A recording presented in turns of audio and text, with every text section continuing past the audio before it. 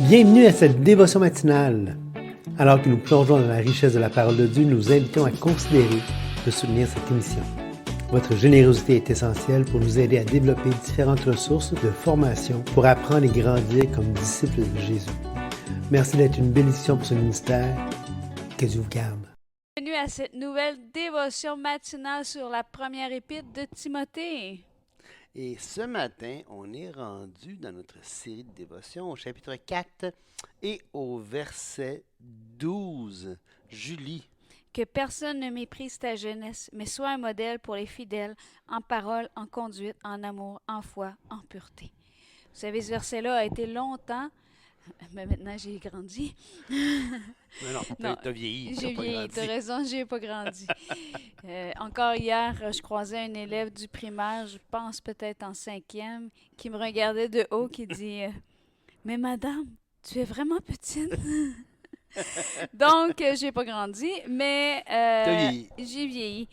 Mais ce verset-là, si vous avez des enfants, si vous avez des adolescents, si vous avez des jeunes, je vous encourage fortement à l'utiliser comme pilier dans leur vie. Pour moi, ça a été un pilier durant mon adolescence. Oui, c'est quelque chose d'important pour encourager l'enfant à lui dire, ben, écoute, tu as quelque chose d'important à contribuer, peu importe l'âge que tu as. Bon, évidemment, Timothée n'était pas la jeunesse à ce moment-là, quand on parle à Timothée, il a probablement ton âge. Oh yes, je suis correct encore! Donc, on ne parle pas de la première jeunesse, mais quand même, le principe vaut pareil. On peut encourager les jeunes à faire valoir leurs idées quand elles sont bonnes. Oui, et le texte est intéressant, hein? Que personne ne méprise ta jeunesse, mais attention, si tu veux pas qu'on méprise ta jeunesse, il y a une façon de te conduire. Exactement. Et moi, c'est ça qui a été une balise dans ma vie. Si tu veux pas qu'on méprise ta jeunesse, ben sois un modèle pour les fidèles de tous les âges. Pas pour n'importe qui, pas pour être le leader dans le groupe qui va sur le party le plus souvent. Sois un modèle dans euh, en parole, en conduite, en amour, en foi, en pureté. Et vous savez, cette phrase-là, elle n'est pas à la mode aujourd'hui de dire ça, sois pur. Sois pur. Mais c'est ce que la Bible nous encourage à faire, à prendre des décisions qui nécessitent des engagements plutôt que de la légèreté. Et la pureté, c'est se garder pour ces engagements-là. Donc, quand ça dit « sois un modèle pour les fidèles », et littéralement, c'est « sois un modèle de foi », si je ne me trompe pas, pour Oui. ceux qui ont la foi. Pas de foi, mais pour ceux qui ont la foi, pour les fidèles, Ouais. pour les croyants. Oui, le modèle ici, c'est intéressant parce que c'est le mot qu'on est habitué d'entendre ailleurs. Hein, c'est le mot tupos. Et ça veut dire, vous savez, quand on marche dans le sable, ou certainement plus jeune, on a joué avec la plasticine, puis on a incorporé, on a imprimé les images.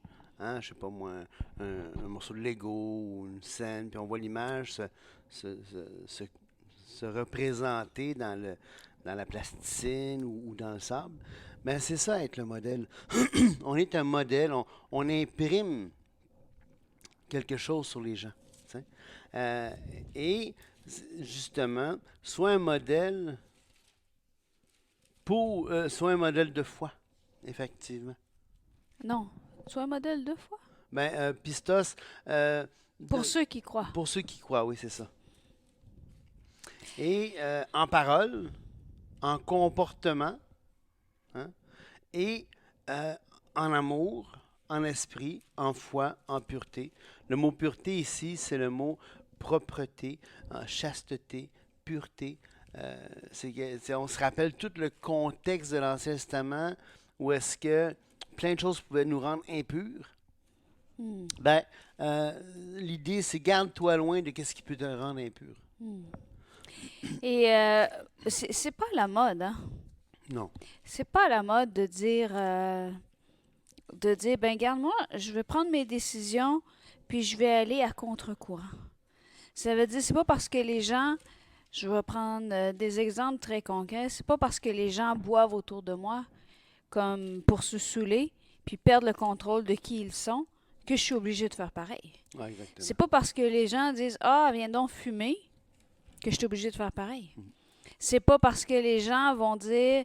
Et c'est pas facile de décider, de prendre ces décisions-là, hein, de dire « Ben non, c'est pas ça que je veux être comme personne. » J'aime bien dire à mes élèves, à chaque jour, tu es en train de devenir le genre de personne que tu veux être. C'est pas demain que tu vas devenir le genre de personne que tu vas être. Tu es aujourd'hui en train de le devenir. Et le lendemain, quand ils me disent, ben madame, hier, ça n'a pas été, ou peu importe, je dis, mais tu peux rien changer pour le passé. Aujourd'hui, tu es en train de devenir le genre de personne que tu veux être. Et je pense qu'on doit être capable aujourd'hui d'agir de façon à être un modèle. Ouais. De parler de façon à être un modèle. Et ce que je trouve intéressant, c'est qu'il est marqué en parole, en conduite, en foi, en pureté, mais il est aussi écrit en amour. En amour. Et Patrice, c'est quelle sorte d'amour pour le plaisir? Là, ici, c'est la plus belle sorte d'amour, c'est l'amour agapé. C'est ce que je pensais. Ouais. Et l'amour agapé, qu'est-ce que c'est l'amour agapé? Ben, c'est ni plus ni moins qu'un amour qui se manifeste, qui est conditionnel à la valeur de ce qui est aimé. Ça veut dire qu'on considère l'autre comme ayant de la valeur. C'est pas conditionnel à ce que l'autre me rapporte. C'est pas conditionnel à ce que j'apprécie de l'autre. C'est pas conditionnel à ma perception de l'autre, de son comportement. De son comportement, de ce qu'il peut me rapporter, mais de sa valeur intrinsèque. Il vaut quelque chose. Et on peut se poser la question, mais qu'est-ce que vaut l'autre? Ben, c'est là que la beauté de l'idée que Christ est mort pour tous les hommes prend toute sa splendeur. Oui. Parce que le Christ est mort, a payé le prix pour l'autre. Ça veut dire que la valeur de l'autre s'estime à Christ. Et ça, c'est fantastique. Et c'est magnifique parce que c'est indépendant du comportement. Exactement. On peut ne pas apprécier des comportements. Oui. Il faut ne pas apprécier des comportements, d'ailleurs. Et on continue au verset 13, Patrice, c'est d'accord? Oui. Et là, Paul va continuer et encore... Un de mes plus beaux versets à moi. Ben, ce que je voulais dire, c'est encore un de mes plus beaux versets aussi. Non, Je pense que premier, ce passage-là est très important. Du verset 12 au verset 16, là, c'est les clés de croissance personnelle. Vraiment, vraiment. Vas-y, Patrice. Jusqu'à je vienne, applique-toi à la lecture. Tu vois, je lis les livres que j'ai, là, c'est comme... C'est ça. Voilà. C'est parfait, ça. Mais évidemment, je pense que Paul parlait plus de la lecture des livres saints, là. C'est ce que j'attendais de toi, que tu rectifies le tir. Pas des romans pas des romans quelconques de fantastique ou autre. Mais lis le verset au complet parce qu'il est intéressant. Mais applique-toi à la lecture. Et le mot appliquer, là, c'est porter attention, c'est vraiment avoir une attitude d'être concentré sur ce qu'on lit, puis de le faire, hein, de pas juste être concentré un petit peu, mais répétitivement. C'est avec diligence? Oui. C'est ça? Oui, c'est ça. Prosecco qui veut dire avec attention, adhère, tu sais, vraiment là, vas-y, tu sais. Force-toi de prendre du temps. Oui.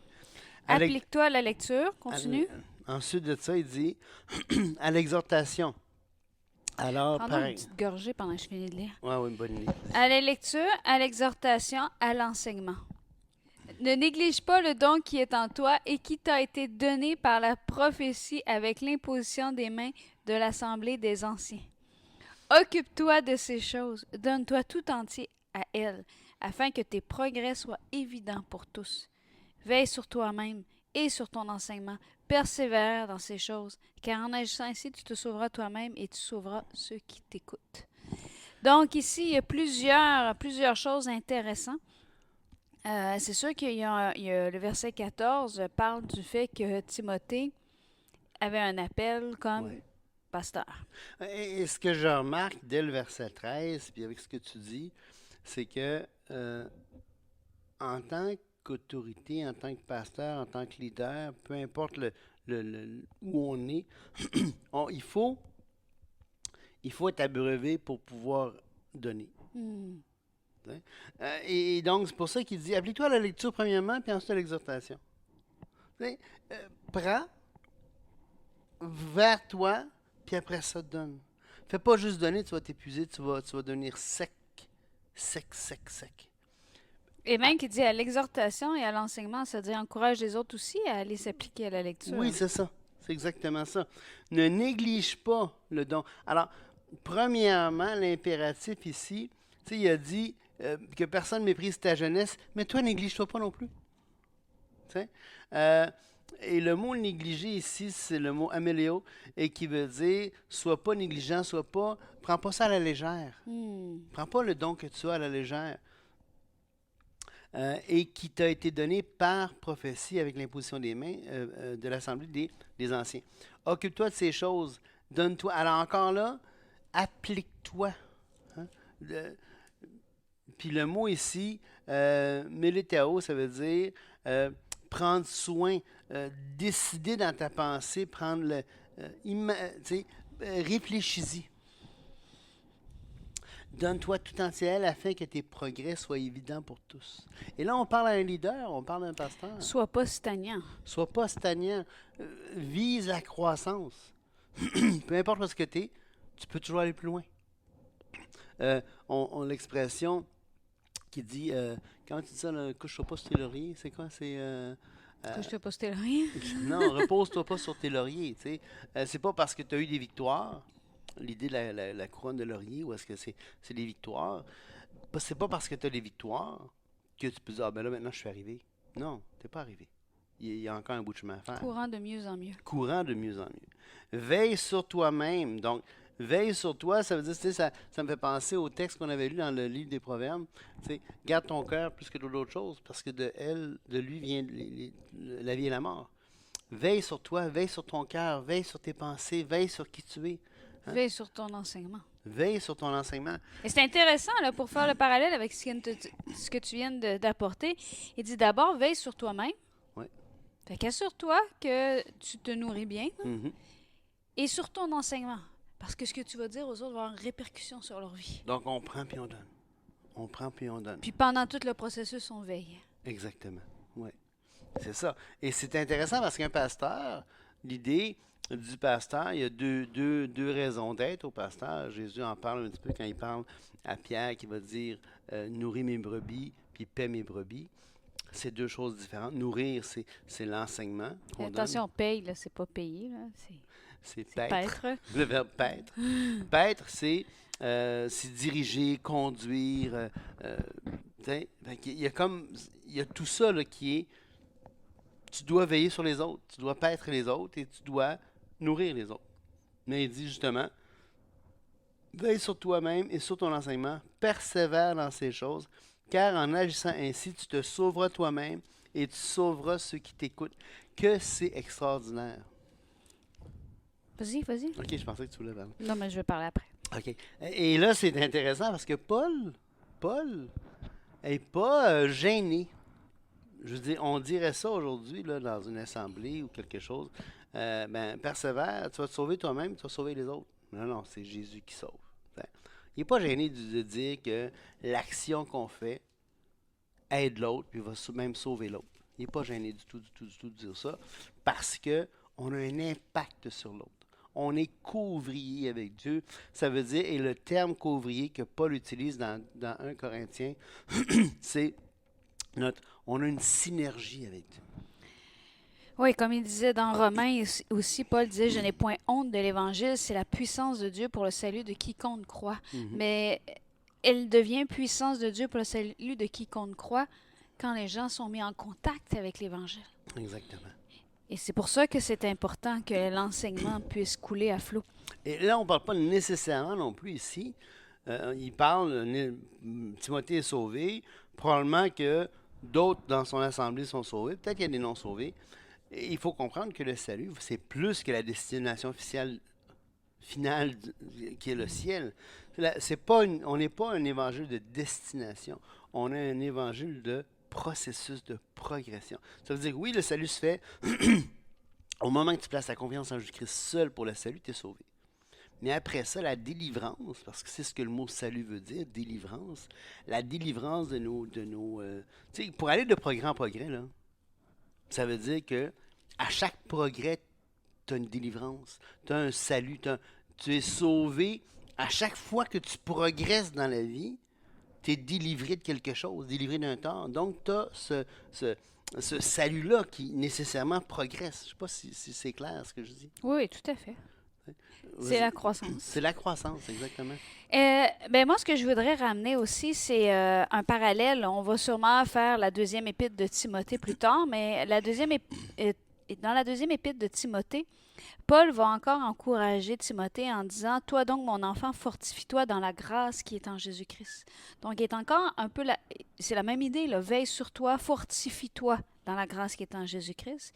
Il va lui dire, « Ce que tu as entendu, confie-le encore à des hommes fidèles, donc enseigne, mais enseigne aussi ceux qui vont enseigner d'autres. » On va le regarder plus tard lorsqu'on va étudier la deuxième épître de Timothée.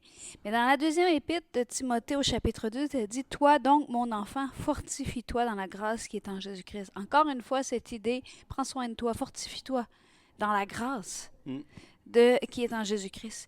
Et après ça, il va lui dire, « Ce que tu as entendu de moi en présence de beaucoup, confie-le à des hommes fidèles qui soient capables de l'enseigner aussi à d'autres. » Donc, non seulement enseigne, mais trouve des gens fidèles qui vont pouvoir enseigner aussi d'autres. Mais ce que je voulais amener, c'est cette idée qui suit. Souffre avec moi comme un bon soldat de Jésus-Christ. Il n'est pas de soldat qui s'embarrasse des affaires de la vie s'il veut plaire à celui qui l'a enrôlé. Et l'athlète n'est pas couronné s'il n'a pas combattu suivant les règles. Le laboureur qui peine doit être le premier à recueillir les fruits. Donc, dans tous ces trois versets-là, on a un exemple d'un soldat, d'un athlète puis d'un laboureur.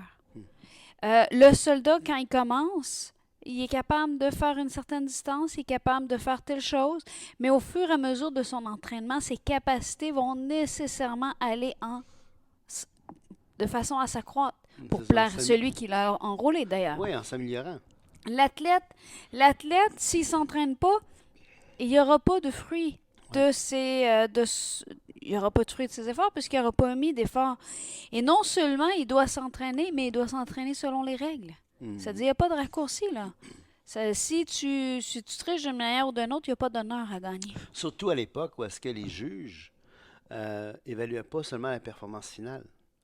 Les juges évaluaient le processus. Ils se promenaient dans le gymnase, l'endroit où est-ce que les athlètes s'entraînaient, et ils évaluaient l'entraînement.